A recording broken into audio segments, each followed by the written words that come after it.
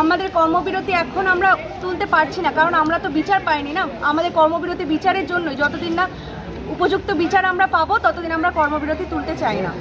আমরা এখানে আজকে মথুরাপুর জুনিয়র গার্লস হাই স্কুলে আমাদের অভয়ার উদ্দেশ্যে, মানে আমার আর্জি করে যে দিদির ওপর নৃশংস ধর্ষণ এবং খুন হয়েছিল, ওনার উদ্দেশ্যে আমরা আজকে একটা ক্লিনিক স্বাস্থ্য ক্যাম্প করছি। সেখানে আমাদের বিনামূল্যে ওষুধ দেওয়া হচ্ছে এবং রোগী দেখা হচ্ছে। বিভিন্ন বিভাগ রয়েছে এখানে, জেনারেল মেডিসিন, জেনারেল সার্জারি, স্ত্রী প্রসূতি, শিশু বিভাগ, নাক কান গলা চোখ সমস্ত কিছুই রয়েছে। ওনারা আসছেন এবং ডাক্তারদের দেখাচ্ছেন। আমরা ফ্রিতে যতটা পারছি ওষুধ দেওয়ার চেষ্টা করছি। এটা আমাদের একটা প্রতিবাদের ধরন। আমরা এভাবে প্রতিবাদ করছি যাতে আমাদের দিদি ন্যায় বিচার পায়। আমরা তো আমাদের হাসপাতালে কর্মবিরতি রেখেছি, আমরা জুনিয়র ডাক্তাররা, আমাদের সিনিয়র ডাক্তাররা ওখানে এমার্জেন্সি বিভাগ চালু রেখেছেন, সমস্ত এমার্জেন্সি রোগীকে দেখানো হচ্ছে। কিন্তু আমাদের জুনিয়র ডাক্তাররা এখানে বিভিন্ন জায়গায় গিয়ে রোগীদের কাছে কাছে পৌঁছে যাচ্ছেন, কারণ আমরা হাসপাতালে কর্মবিরতি রেখেছি। দিদির তো আমাদেরকে প্রয়োজন, তাই আমরা বিভিন্ন জায়গায় তাদেরকে সেবা করছি।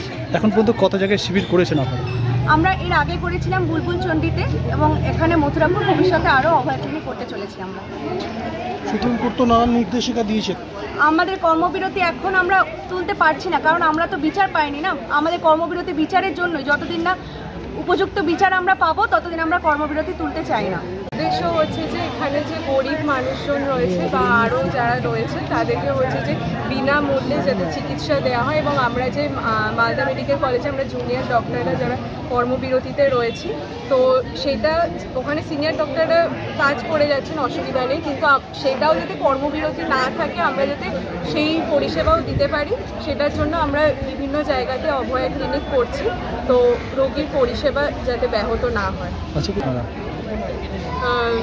এখানে আরজি কর তো নিজে জিবি মিটিং করেছে, তাছাড়া আমরা নিজেদের মধ্যে আলোচনা করব, তারপর আমরা নিজেরা ডিসিশন নেব। এবং তাছাড়া আমাদের যে 5 দফা দাবি রয়েছে, যেরকম হচ্ছে যে দোষী তার প্রপার হচ্ছে যে যেন বিচার হয়, তাছাড়া হচ্ছে যে সিপির পদত্যাগ, আর প্রত্যেকটা মেডিকেল কলেজ এবং প্রত্যেকটা কর্মস্থল যেখানে রয়েছে সেখানে যেন হচ্ছে সুরক্ষা দেওয়া হয়, তাছাড়া হচ্ছে যে দোষীদের শাস্তি এইগুলো যেন ঠিক করে হয়। আর হচ্ছে সন্দীপ ঘোষ, তার সে সাসপেন্ড হয়েছে ঠিক আছে, কিন্তু আসল যে কারণের জন্য, মানে আরজি করের যে ভিন্নতম অপরাধের জন্য যেটার জন্য গ্রেপ্তার হওয়ার কথা এবং তার যে শাস্তি হওয়ার কথা সেটা তো এখনও হয়নি, তো সেটা যত তাড়াতাড়ি হবে, তো সেই দাবিগুলো যত তাড়াতাড়ি আমাদের মেনে নেবে এবং কাজগুলো হবে, তো সেগুলো হলে ভালো। আপনাদের কর্মবিরতি চলবে?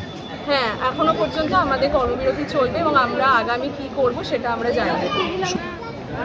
সুপ্রিম কোর্টের রায়ে মানে আমরা সত্যি খুবই দুঃখ, মানে আমরা নিজেরা অনেক দিন ধরে আমরা যেহেতু আশা করেছিলাম, আর মানে ওটা যেহেতু পোস্টপন্ড হয়েছিল, তো আমরা সবাই মানে আশা করেছিলাম যে একটা ভালো রায় হবে, কিন্তু সেখানে তো মানে আসল ঘটনা নিয়ে সেরকম কিছুই বলা হয়নি। খালি বলা হলো যে জুনিয়র মানে ডাক্তাররা যারা কর্মবিরতি রয়েছে সেটা যেন এটা নির্দিষ্ট সময়সীমা বেঁধে দিয়ে তাড়াতাড়ি মানে ওটা তুলে নেয়, সেটা তো আমরা মানে ভালো লাগলো না।